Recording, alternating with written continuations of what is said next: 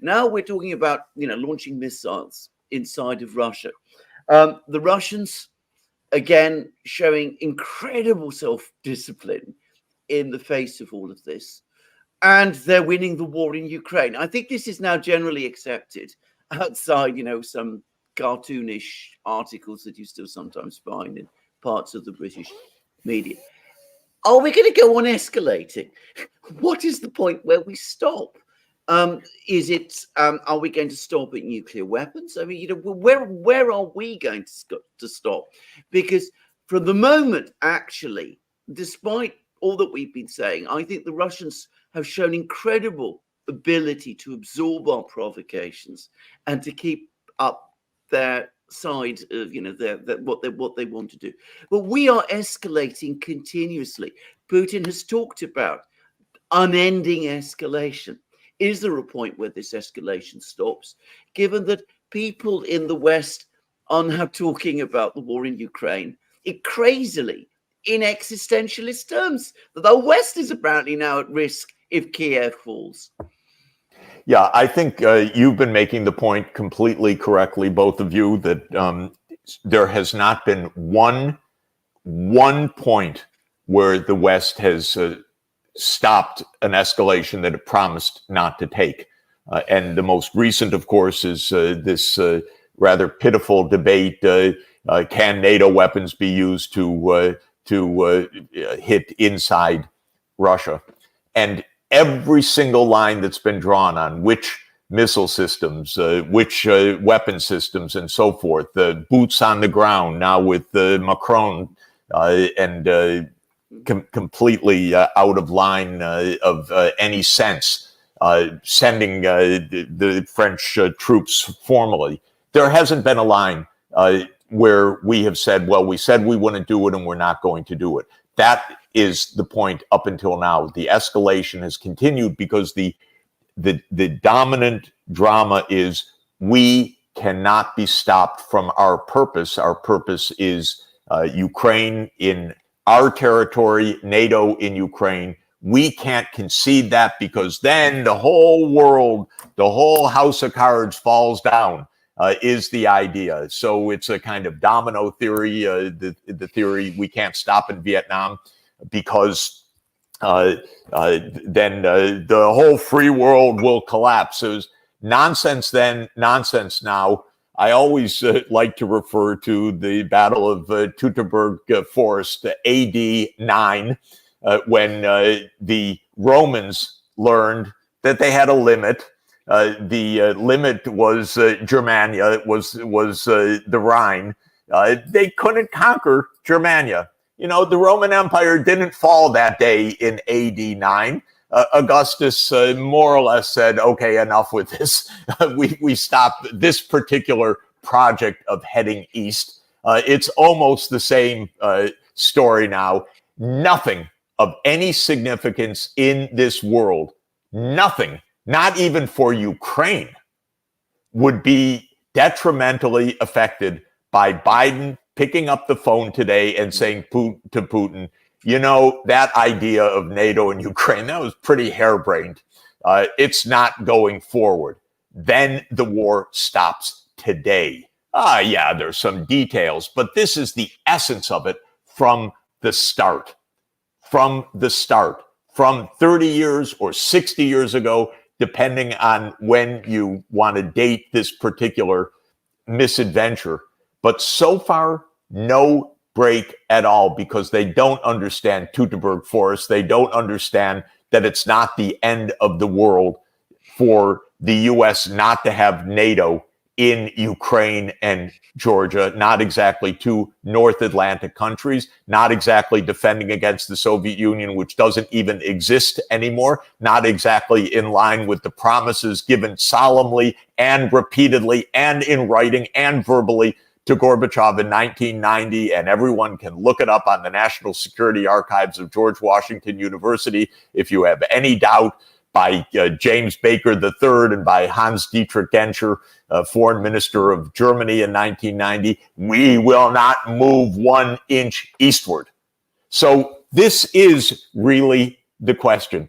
And by the way, as you discussed on your shows, and I got one of the most harrowing emails that I've ever received by one of America's most esteemed scientists, engineers, and experts in nuclear missile systems and early warning systems when the two radars were hit by Ukrainian drones inside Russia. These radars that were, partly damaged, probably not decisively, but key parts of the Russian early warning nuclear attack systems.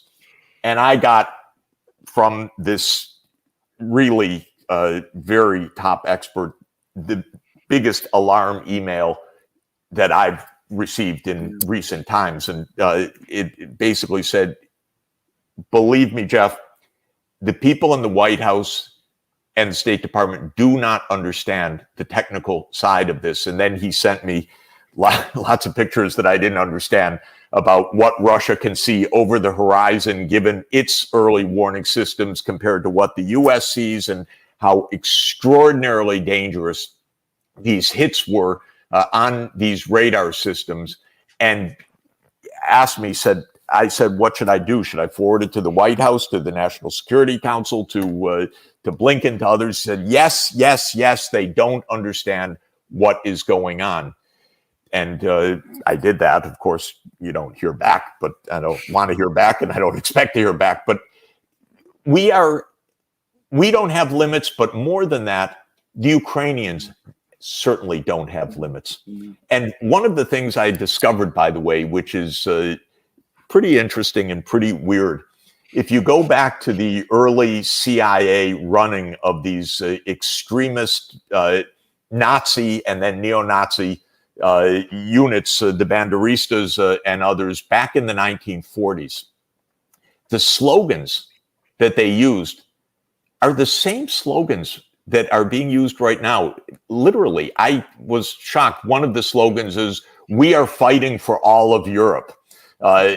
Because even the CIA back in the 40s was shocked at Bandera's brutality because they were mass murderers. They murdered the Poles, they murdered the Jews, they murdered everybody, and they were shocked. Incidentally, by the way, MI6 was not so shocked. MI6 had more professionalism. What's a little mass murder among friends? These are our buddies. The United States, the CIA was a little bit more reserved there. These really are friends. But the slogans that were being used, we're fighting for your freedom, we're fighting for Europe, they're really recycled, some of them. It's worth a historian actually doing this, because some of these slogans never really go away. Absolutely. Very last point, which is that I completely agree that the United States has taken an awful lot of its ideas from Britain, 19th century Britain, including the rhetoric, by the way. If you read the rhetoric and the kind of articles that appeared in the 19th century British media and compare them with what you hear today, the resemblance is absolutely uncanny. But the British did have limits. They did understand that sometimes it made sense to retreat. They retreated from Sudan. They retreated from Afghanistan. They did those sort of things. They were prepared to do that. And they were prepared also to come to terms. They came to a very cynical and cruel agreement with the Russians to divide Iran into spheres of influence in 1907. But, they did it. They understood negotiations. They understood diplomacy at that time. What is astonishing about the United States is that it doesn't do even that. It's learned all the worst lessons from its teacher, but none of the good ones, which the British did have. It's fascinating. I think part of it is the hubris of the nuclear age without understanding the other side has nuclear weapons. So not to rehash that, but the mindset in 1992, or the mindset of the Project for a New American Century at the end of the 1990s, that there's never been a power like the United States in history So don't tell us about Teutoburg Forest, Roman Empire. What are they? They're nothing compared to what we are. So the hubris of it is something absolutely shocking. What also is interesting, we have our as you've discussed and we've discussed together, we have our neocon family, the Kagan family. This is Kagan, Robert Kagan, and Victoria Nuland, and the Frederick Kagan and American Enterprise Institute and the Institute for the Study of War. It's a family that has been the family of the military-industrial complex. The daddy was a professor at Yale, and the kids are the neocons. The father was brought along into this project for a new American century at the end of the 1990s, but he has a book about war that was his course at Yale, and it's actually in the introduction he talks specifically about leaders who understand limits as being crucial for the survival of their states, and he gives special praise to Rome under Augustus and Hadrian for understanding the limits. He gives special praise to Bismarck for understanding that Germany didn't need colonies, Germany didn't need an arms race with Britain, and he talks about the excesses that then go on when these breaks are degraded. And you get the megalomaniacs or the drifters or the mentally incompetent or whatever it is in power.